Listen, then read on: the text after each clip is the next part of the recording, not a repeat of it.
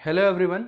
इस बार gate 2022 electrical branch जो कि कंडक्ट कराया आईआईटी खड़गपुर ने, उसमें एक क्वेश्चन फ्रेम हुआ था जिसके जो आंसर्स हैं, जो सॉल्यूशंस हैं, वो अलग अलग इंस्टीट्यूट्स अलग अलग दे रहे हैं और मेरे अकॉर्डिंग कोई भी इंस्टीट्यूट उसका सही आंसर नहीं दे रहा है। तो आज हम लोग उसी क्वेश्चन को डिस्कस करने वाले हैं कि इस क्वेश्चन का क्या सही आंसर होना चाहिए और मिस्टेक हो कहाँ पे रही है एक्चुअली। तो वही आज हम लोग डिस्कस करेंगे। अगर आप लोगों को ये सॉल्यूशन मैं इसको 3 तरीके से प्रूफ करने वाला हूँ कि 3 अलग अलग मेथड से मैं इसको प्रूफ करूंगा और तीनों मेथड से आंसर एक ही आएगा। उसी आंसर को आज हम लोग डिस्कस करने वाले हैं। अगर आप लोगों को ये सॉल्यूशन अच्छा लगता है तो इसको आप लोग अपने टीचर्स के साथ अलग अलग ग्रुप्स में शेयर कर सकते हैं, और अगर इसमें कोई प्रॉब्लम लगती है तो वो लोग मुझे कमेंट बॉक्स में कमेंट करके ज़रूर बताएं। तो हम लोग क्वेश्चन पे आते हैं। ये इंडक्शन मोटर गिवन था।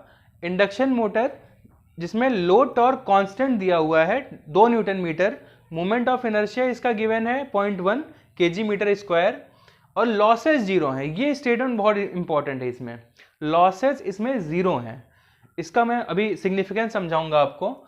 और इसकी स्पीड जो है वो 1000 आरपीएम से 1500 आरपीएम तक जा रही है इस ट्रांजिएंट पीरियड में, 4 सेकंड से लेके 8 सेकंड के बीच में। ये लीनियरली जा रही है। पहली चीज ये ध्यान देने वाली बात है, लीनियरली जा रही है। इसका मतलब ये है जो इसका एक्सेलरेशन होगा वो कांस्टेंट होगा। अगर ये पैराबोलिक जाती तो हम कह सकते थे कि इसका जो एक्सेलरेशन है वो लीनियरली बढ़ रहा है। तो ये हमको इसका इंटरसेप्शन निकालना चाहिए कि लीनियरली जा रही है, मतलब एक्सेलरेशन जो है वो इसका कांस्टेंट होगा, इस पे जो टॉर्क लगेगा वो कांस्टेंट होगा। तो पहला अप्रोच मैं आप लोगों के साथ वो डिस्कस करूंगा जो कि आपको एग्जामिनेशन हॉल में करना चाहिए था। एग्जामिनेशन हॉल में इसमें यह करना चाहिए था कि लॉसेस जीरो है तो हम डायरेक्ट एनर्जी कंजर्व करा सकते हैं। लॉसेस जीरो है, कोई फ्रिक्शन लॉस नहीं हो रहा है, कोई भी फ्रिक्शन में कोई एनर्जी कंज्यूम नहीं हो रही है। इसका मतलब यह है कि हम लोग डायरेक्ट एनर्जी कंजर्वेशन यहाँ पे लगा सकते हैं अगर हम लोग 11th क्लास से इसको रिलेट करने की कोशिश करें तो जो एनर्जी होती है रोटेशनल मोशन में वो होती है हाफ जे ओमेगा स्क्वायर। ट्रांसलेशन से अगर इसको कंपेयर करें तो m के जगह पे j आ जाता है, v के जगह पे एंगुलर वेलोसिटी ओमेगा आ जाती है। तो इसका जो डेल्टा f आएगा वो आएगा डेल्टा e, सॉरी, वो आएगा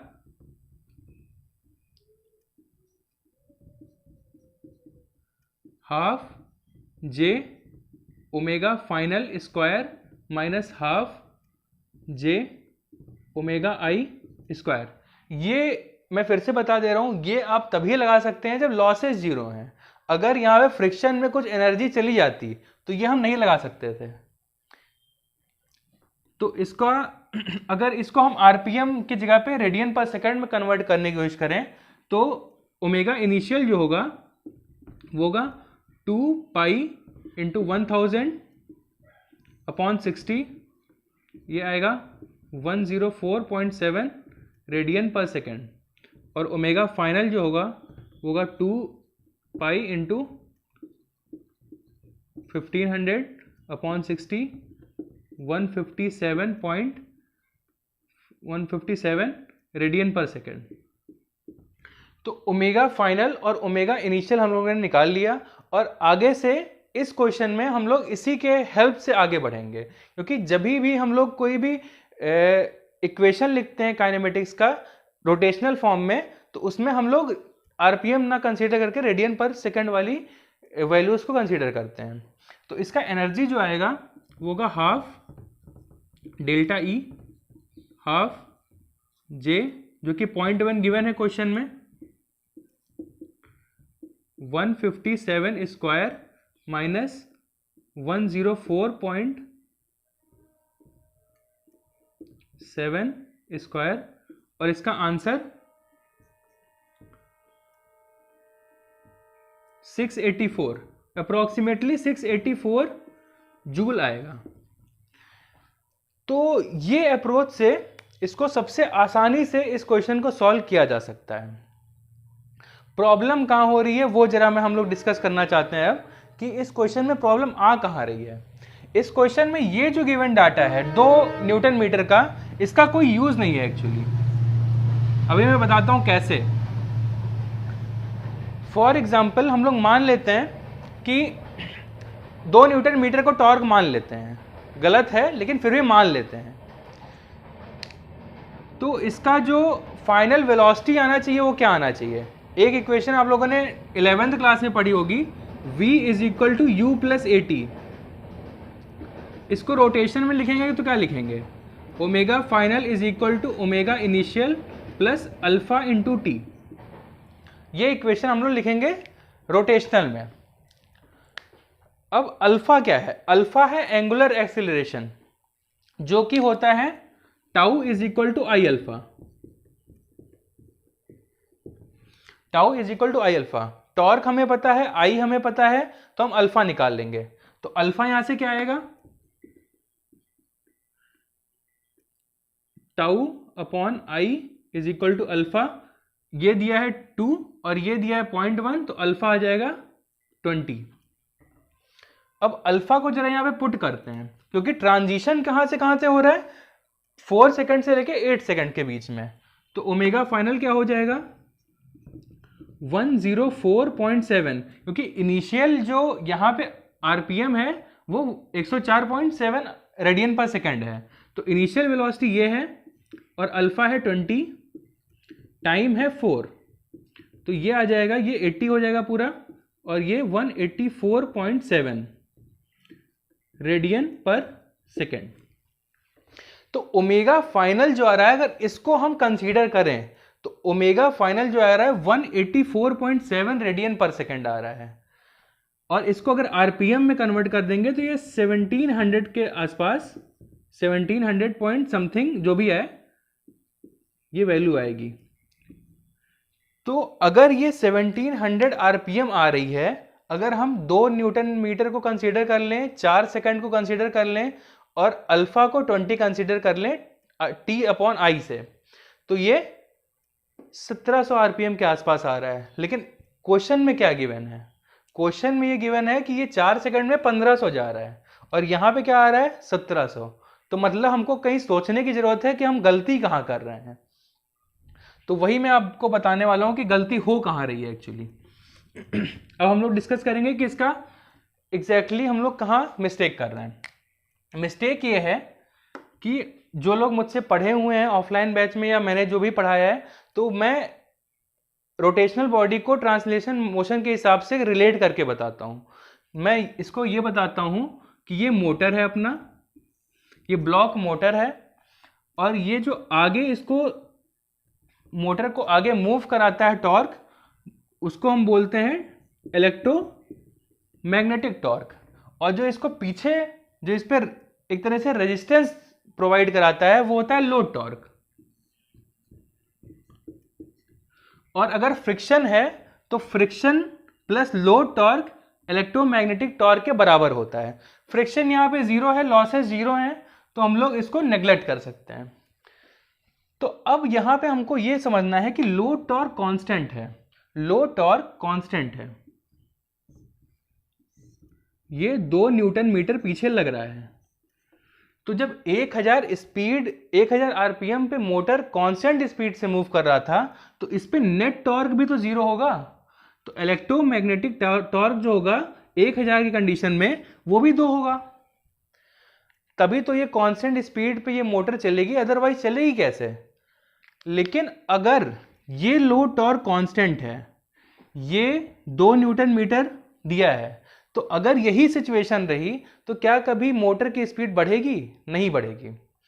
अगर हमको मोटर की स्पीड को 1000 से लेके 1500 तक जाना है, तो हमें इलेक्ट्रोमैग्नेटिक टॉर्क की वैल्यू बढ़ानी पड़ेगी, ये टॉर्क बढ़ाना पड़ेगा, जो कि क्वेश्चन में गिवन नहीं है, जो कि क्वेश्चन में बिल्कुल भी गिवन नहीं है। जब ये हम टॉर्क बढ़ाएंगे, स्पीड एक बार 1500 को अटेन कर लेगी, उसके बाद इसको वापस 2 पे इसके बराबर करना पड़ेगा, तभी जाके वो स्टेडी स्टेट पे फिर से 1500 पे चलने लगेगा। तो हमें यही इस पॉइंट का टेक अवे है इस क्वेश्चन का, कि इसको हमको 2 ना मान के इससे ज्यादा करना पड़ेगा इलेक्ट्रोमैग्नेटिक टॉर्क। तो इलेक्ट्रोमैग्नेटिक टॉर्क जो होगा वो होगा 2 प्लस सम वैल्यू x। इस पे जो वैल्यू लगेगी इस ट्रांजिशन के पीरियड में वो 2 + x लगेगी। तो उसी पे हम अगला अपना एनालिसिस करेंगे। तो हम इस x को निकालने के लिए इलेक्ट्रोमैग्नेटिक से हमको मतलब इस पे नेट टॉर्क से है, इस जो ट्रांजिशन में नेट टॉर्क जो लग रहा है उससे मतलब है। तो मान लेते हैं कि ये दो कैंसिल हो गया, हमको केवल x से मतलब है। हमको अगर x निकल जाए, क्योंकि इस ब्लॉक पे नेट टॉर्क कितना लग रहा है, नेट टॉर्क तो x लगेगा ना इस ट्रांजिशन में, तभी तो ये आगे एक्सीलरेट करेगा। अगर इस पे टॉर्क लगेगा ही नहीं, दोनों बराबर रहेंगे, तो फिर वो एक्सीलरेट करेगा ही क्यों? वो लीनियरली जा रहा है, तो इस पे ये कांस्टेंट होगा, वो लीनियरली 1500 पे चला जाएगा। तो हमें इस x को, x कहना सही नहीं है, t बोल देते हैं, इस t को निकालने की जरूरत है। और वो t कैसे निकलेगा वो अब हम लोग डिस्कस करने जा रहे हैं। t कैसे निकलेगा? इसका टॉर्क होता है आई अल्फा, टॉर्क होता है आई इंटू अल्फा। अगर हम अल्फा निकाल पाए, इसका अल्फा कैसे निकाल सकते हैं? Omega F is equal to omega I plus alpha into T. T हमें पता है, ओमेगा एफ हमें पता है, ओमेगा आई हमें पता है। तो ओमेगा आई क्या हो जाएगा, सॉरी ओमेगा आई तो पता ही है, अल्फा क्या हो जाएगा 157 माइनस 104.7 अपॉन 4। अल्फा आएगा लगभग 13.025, ये होगी अल्फा की वैल्यू।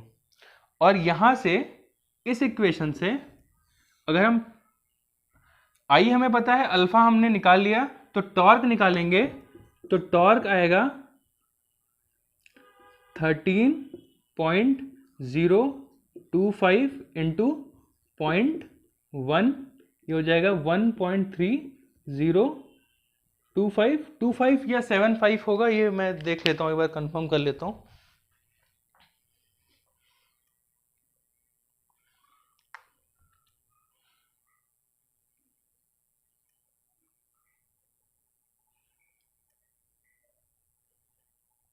सेवन फाइव है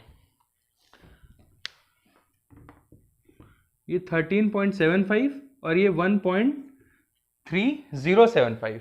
तो ये 1.3075 जो टॉर्क आया है, ये नेट टॉर्क लगेगा मोटर पे इस ट्रांजिशन के बाद, और उसके बाद जो नेट टॉर्क होगा वो 0 हो जाएगा।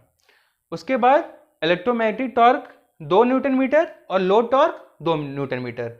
तो यही यहाँ पे पॉइंट था कि ये लोड टॉर्क से हमको कोई मतलब ही नहीं है। ये अगर 3 न्यूटन मीटर भी होता या 10 न्यूटन मीटर भी होता, तो भी हमारा जो नेट टॉर्क आने वाला था इस केस में वो यही आता। तो अब इसके हेल्प से अगर हम लोग सॉल्व करना चाहें तो क्या आएगा? जैसे लोग सॉल्व कर रहे हैं कि इसका एरिया निकाल लेते हैं। क्या होता है? एनर्जी होती है T इंटू थीटा। थीटा को क्या लिखा जा सकता है? ओमेगा और dt, ओमेगा dt। तो ओमेगा हमको दिया हुआ है, t के साथ इंटीग्रेट कर देते हैं, तो क्या आ जाएगा?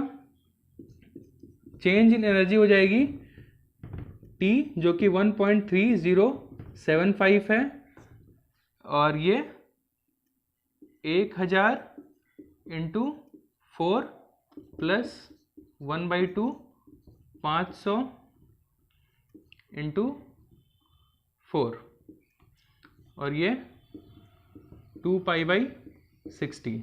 इससे इसका आंसर निकालेंगे तो आएगा 684 जूल, जो कि हम लोगों ने पहले एनर्जी कंजर्वेशन से यही आंसर निकाला था। इससे भी आंसर यही आएगा। दूसरा तरीका कि थीटा निकाल लेते हैं। एक मेथड 1 मैंने बताया एनर्जी कंजर्वेशन, दूसरा तरीका इंटीग्रेशन, और तीसरा तरीका इसका थीटा निकाल लेते हैं। थीटा भी निकाल सकते हैं हम लोग। टॉर्क हमें पता है, तो S is equal to ut plus half AT² होता है। तो एस ही थीटा होगा, रोटेशनल की बात करेंगे तो थीटा हो जाएगा, यू क्या है 104.7 into T 4 plus half alpha, alpha की जगह पे क्या पुट करना है 13.075 इंटू 16, तो थीटा यहाँ पे आएगा, उसको देख लेते हैं क्या आएगा।